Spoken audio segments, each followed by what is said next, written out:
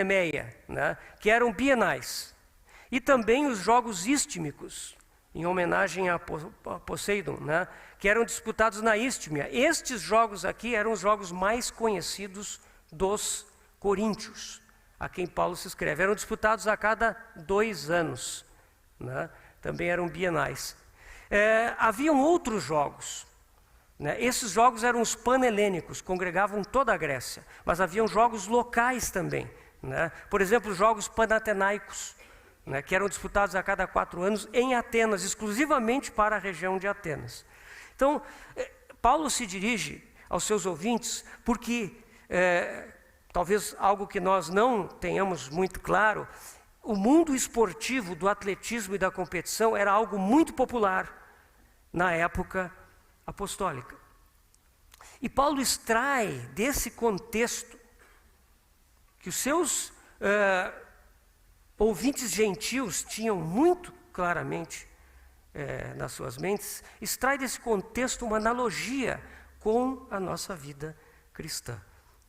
Então, nós queremos considerar aqui essa questão da carreira, da corrida, do fato de que nós fomos colocados pelo Senhor numa pista de atletismo, com vistas a fazer um percurso e alcançar um alvo. Ao final desse alvo concretizado, há um prêmio. Então, esse contexto é um contexto ilustrativo que nos fala da nossa vida cristã. Pode passar a próxima imagem? Esse é o estádio Panatenaico. Ele foi construído por volta de 330 a.C., em Atenas, para os Jogos Panatenaicos. Ele não era usado para aqueles jogos panhelênicos mais importantes. Mas os Jogos de Atenas, porque Atenas era uma cidade grande, eram muito frequentados, eram importantes, um evento popular importante. Esse estádio, hoje em dia, ele foi reconstruído. Ele funcionou como um estádio menor até o ano 133 depois de Cristo, quando ele foi reconstruído por um senador romano, nessa configuração que ele apresenta hoje em dia em Atenas. Cabem 50.000 pessoas nesse estádio. Ele foi usado nas Olimpíadas de Atenas em 2004 para algumas competições e para a final da maratona. Quem assistiu essa Olimpíada deve lembrar que foi um brasileiro que ganhou a medalha de bronze, chegou em 3º lugar, e ele fez a sua chegada nesse estádio que foi reconstruído para as Olimpíadas modernas no final do século XIX. Então esse é o estádio, e ali está a pista. Pode passar. Esse é o estádio visto da outra extremidade, com a sua entrada principal. Pode passar? Esse aqui é o túnel de entrada dos atletas, que ingressa na pista principal. Pode passar? Aqui o acesso e a extremidade, onde está a volta, que os atletas faziam para completar um percurso. Pode passar? E essa é a pista, Então, quando nós olhamos essa pista, nós vemos a linha de partida e nós vemos aonde o Senhor nos colocou. E essa é a analogia importante.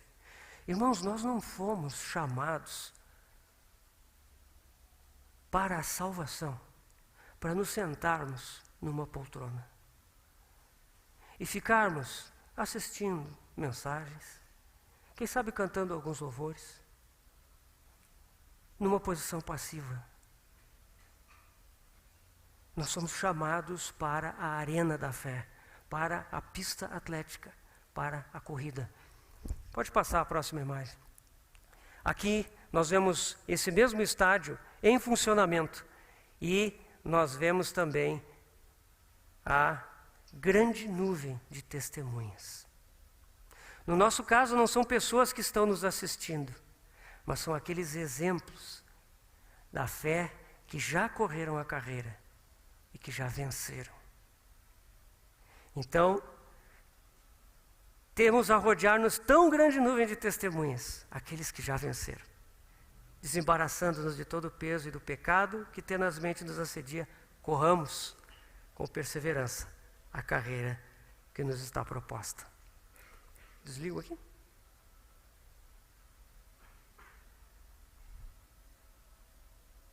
Obrigado.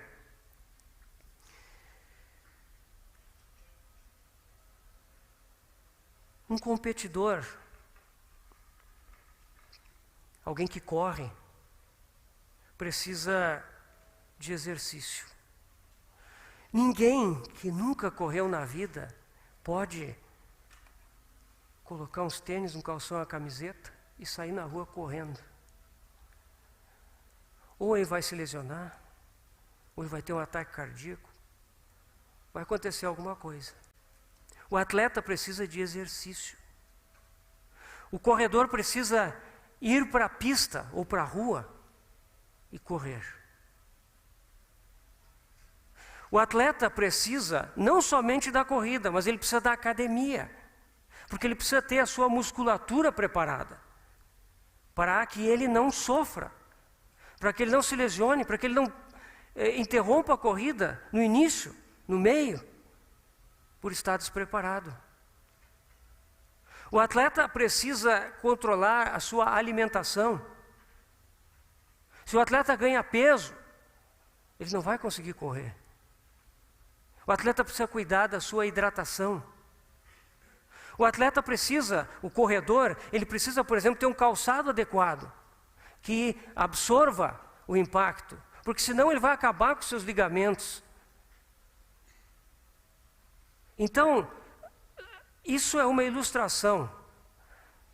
Quando Paulo diz que o atleta em tudo se domina, isso quer dizer que o atleta tem cuidado com o seu preparo.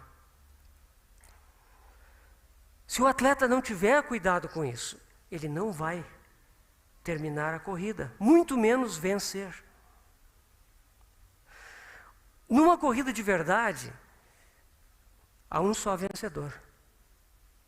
Às vezes tem rústicas, maratonas, que existem categorias por idade, né? Aí tem mais vencedores. Mas sempre é um em cada categoria que tem a vitória. Nós sabemos que na carreira da fé não há só um primeiro lugar. Na verdade, o único primeiro lugar já foi ganho. Foi o nosso Senhor. Ele venceu. E nós nele podemos vencer. Mas Paulo aqui diz que a nossa atitude, ela tem que ser a atitude daqueles que correm como se só um levasse o prêmio. Correi de tal maneira que o alcanceis. Então, irmãos, isso fala da atitude da nossa vida cristã. A nossa vida cristã é uma vida que ela tem intrepidez, ousadia. Ela tem garra em relação a alvos e objetivos. Meus irmãos, muitas vezes nós desanimamos da vida cristã. Nós caímos em depressão, em angústia, em medos e insegurança, porque nós perdemos a nossa ousadia. Nós somos chamados para vencer a carreira. E o nosso Senhor venceu. E Ele nos dá uma vida vencedora, para que nós possamos correr hoje a nossa carreira. Então essa é uma analogia que é muito importante para nós meditarmos, né? O que significa a corrida atlética em termos espirituais? Nós sabemos que aqui Paulo não está falando literalmente. Vamos abrir em 1 Timóteo 4, 7. Primeira Epístola a Timóteo, capítulo 4, nos versículos 7 e 8. Ali Paulo dá algumas recomendações a Timóteo. E ele diz assim: mas rejeita as fábulas profanas e de velhas caducas. Exercita-te pessoalmente na piedade. Pois o exercício físico é proveitoso por um pouco. Talvez esteja diferente na tradução dos irmãos, mas é assim o literal. O exercício físico é proveitoso por um pouco, mas a piedade para tudo é proveitosa, porque tem a promessa da vida que agora é e da que há de ser. Aqui, Paulo fala a Timóteo que ele deve se exercitar. Outra vez, a questão da corrida, do atletismo, do preparo físico. Mas é um exercício na piedade. Mas Paulo acrescenta, pois o exercício físico é proveitoso. E aqui o original diz assim, irmão, por um pouco. Ou seja, Paulo está dizendo que o exercício físico é bom. E devemos praticar para o bem do nosso corpo. Mas o bem que o exercício físico nos traz se refere à nossa vida neste corpo, enquanto estamos aqui. Agora, a piedade, ela é proveitosa agora, nesta vida, e ela é proveitosa na vida que há de vir